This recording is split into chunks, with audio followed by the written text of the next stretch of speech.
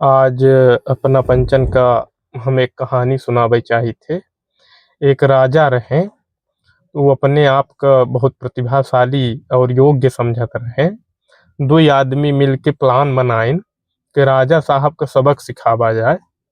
एक दिन राजा जी के दरबार लगी रही। राजा जी के दरबार में दोनों आदमी पहुंचे।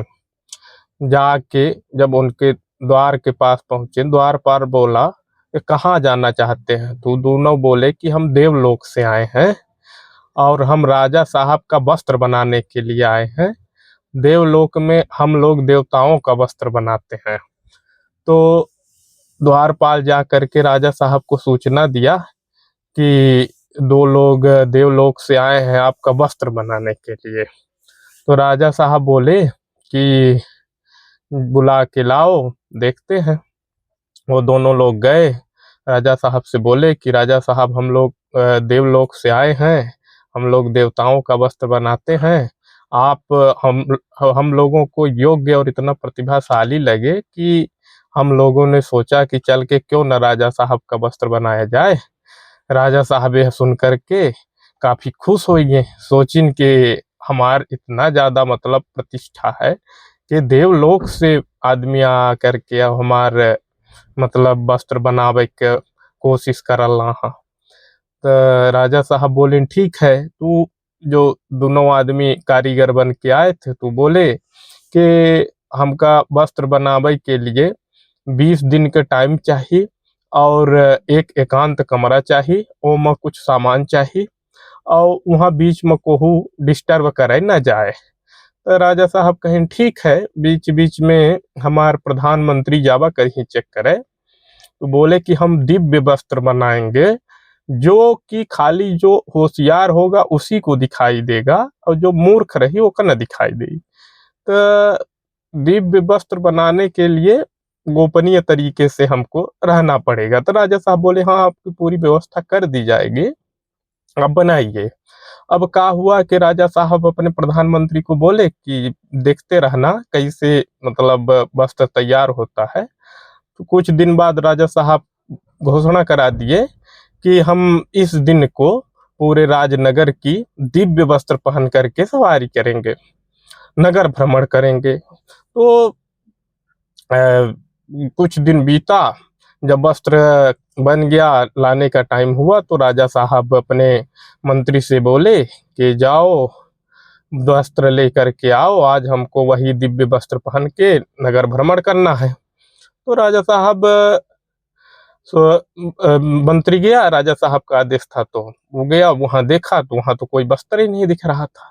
तो सोचा कि कुछ नहीं दिख रहा है, हमको लगता है मूर्ख है का, अब हम जाके राजा साहब से बोल देंगे तो राजा साहब हमको नौकरी से निकाल देंगे। तो इसीलिए वो सोचा कि काहे न हम अपना नौकरी बचाएं और अपने आप को होशियार साबित करें। तो का किया कि झूठो मूठो को बोल दिया कि हाँ हाँ वस्त्र बहुत अच्छा है। तो कारीगर बोलिए देखिए साहब, ये टंगा है खूंटी पर और कितना अच्छा वस्त्र लग रहा है। वो बोले कि हाँ हाँ यार, ये तो सही है। तो बोले राजा साहब तैयार होने का टाइम हुआ, बोले जाओ वस्त्र लाओ। दो लोग मिल करके झूठो मूठो को पकड़ के लेके आए। तो जितना प्रजा थी बोली यार हम बोल देंगे तो राजा कहेगा कि तुम मूर्ख हो। तो सब प्रजा बोलने लगे कि हाँ राजा साहब बहुत अच्छा वस्त्र है, दिव्य वस्त्र है। राजा साहब खुश हो गए यार। अब जब पास में पहुंचा तो राजा साहब देखे तो वहां कोनो वस्त्र ही नहीं था।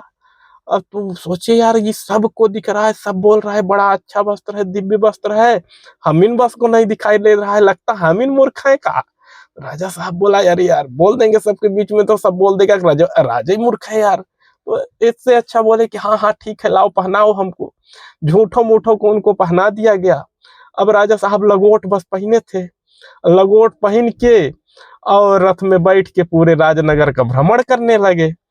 तो जब राजनगर का पूरे भ्रमण करने लगे तो आदमी जब सामने देखते थे तो राजा के डर के मारे बोलते थे कि बहुत अच्छा वस्त्र है, बहुत अच्छा वस्त्र है, दिव्य वस्त्र है। और जैसे राजा निकल जाता था तो सब लोग हंसी उड़ाने लगते थे कि यार राजा लगोट पहन के पूरे नगर में भ्रमण कर रहा है। तो ऐसे नगर भ्रमण करके राजा साहब लौटे। एक पुराने आदमी थे, वो बोले यार अपने राजा का हम उपहास होते ना देख पाएंगे, चलते हैं राजा साहब को असलियत बताते हैं। गए राज दरबार में, बोले राजा साहब आप कल तो खाली लगोट पहन के पूरे राज्य में नगर भ्रमण किए हैं, तो सब लोग आपका हंसी उड़ा रहा है।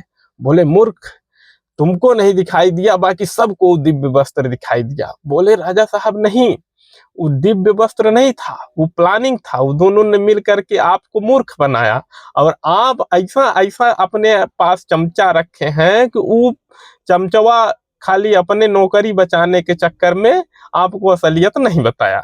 राजा उन दोनों को बुलाया। जब उन दोनों को बुलाया गया तो दोनों बोला कि साहब हम खाली आपको एक सबक सिखाना चाह रहे थे कि आपका जो मंत्रिमंडल है इसमें बहुत सारे चमचे भरे हैं, बहुत सारे झूठे लोग भरे हैं, तो इससे आपको इस राज्य का कोई भी असलियत चीज पता ही नहीं चल पाता है और आप उनके कहने पर हर काम कर देते हैं। तो अब राजा साहब सभी मंत्रीगण को बुलाए और सबको राज दरबार से निकाल दिए, सबको दंड दिए।